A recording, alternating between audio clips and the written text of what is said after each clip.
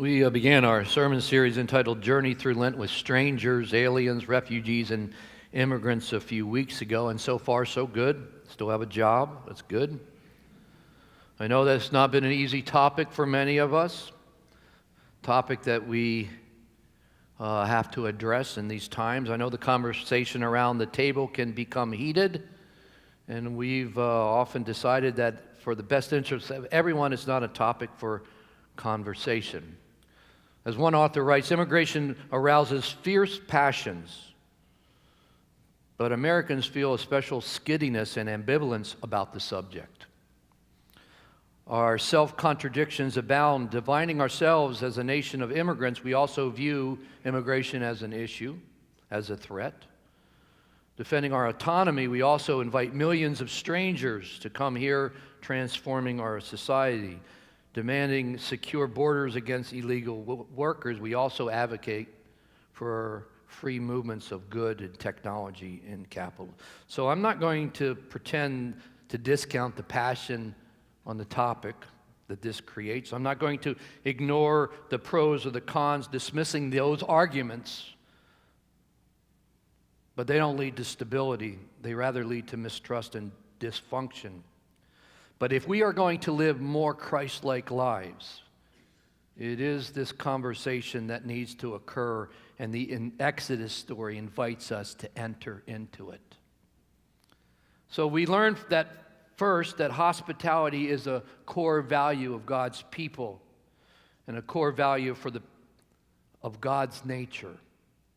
We know about the Greek term that we translate into the word hospitality, the two root words philos, which is the word for love, and xanos, which is the meaning of stranger.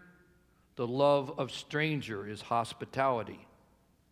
That's how the Bible defines hospitality, as one who loves the stranger, the refugee, the immigrant, the alien, like you would love your own brother and sister.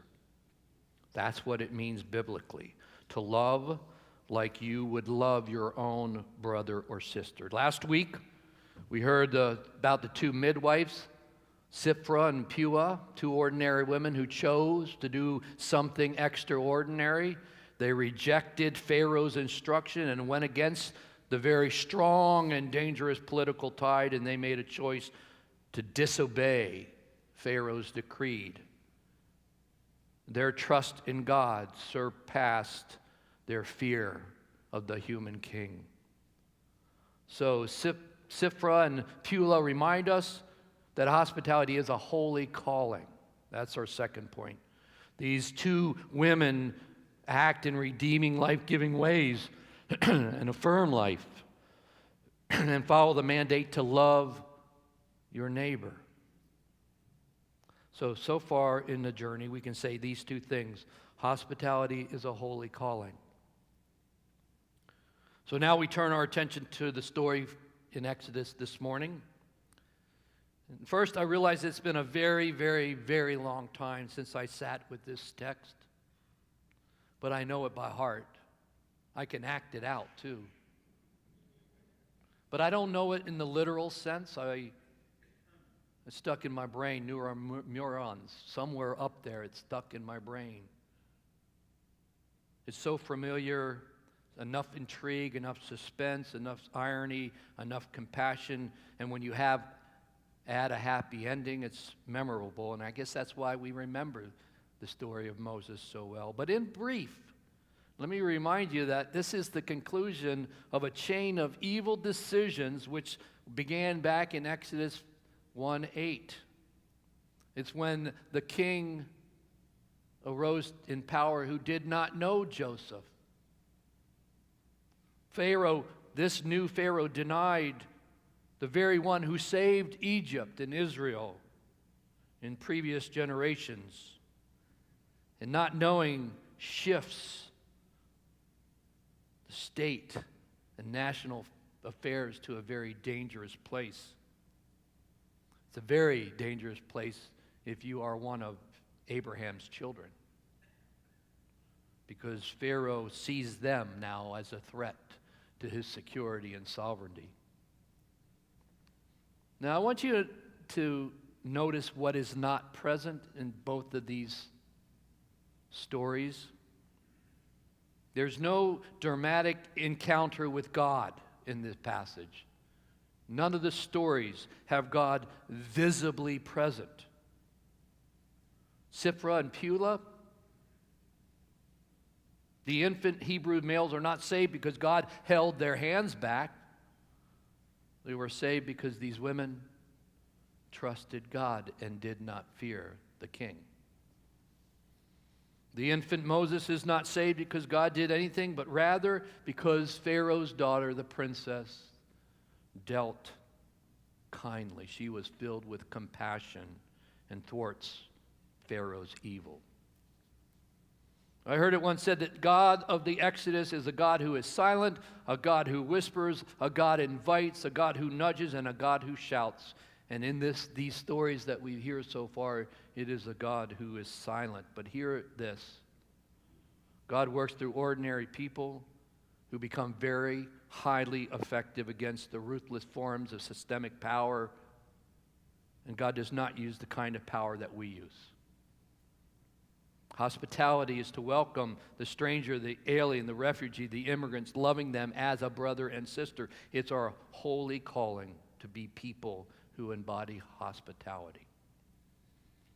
So what we learned, something very significant from Pharaoh's daughter, and Pharaoh's daughter has something to teach us in our journey with strangers and aliens and refugees and immigrants and poor and orphans and widows and vulnerable.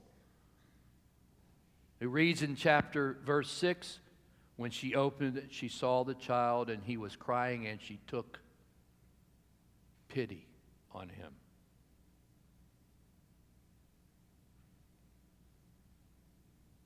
Now, for those of you who are old enough to remember the King James Version, you remember that one? It was translated not as pity, but compassion. 2 words, ha-mal and rahum, make up the English word for compassion.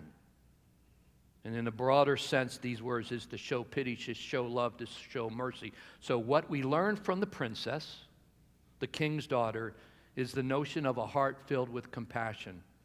And that's our third piece as we journey in Lent. Hospitality, holy calling, a heart filled with compassion. Now, interesting, in the Greek, the word for compassion means to be moved in the inward parts, properly to have the bowels moved, because back then it was believed that the bowels were the seat of your love and your pity and your compassion. The English words that we use to show concern, to be tender-hearted, to act kindly. Compassion literally is the feeling with and for others. It's a fundamental and distinctive quality of God's nature. It is a fundamental and distinctive quality of God's people. Author Frederick Buechner describes the meaning of compassion this way.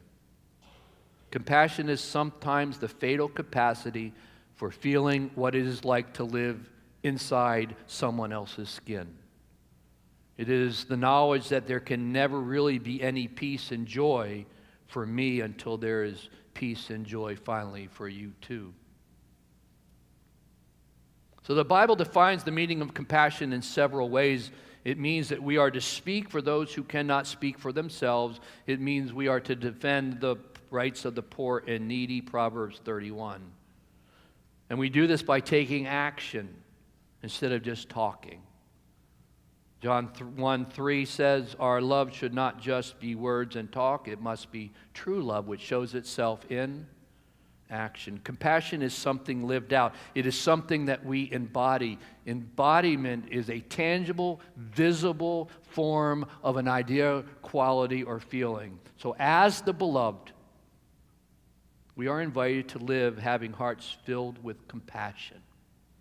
We are to embody compassion. Now, it's my favorite time of the year. It's basketball tournament. Got basketball in my brains. I did really good the first 2 days. Ooh, not so good yesterday.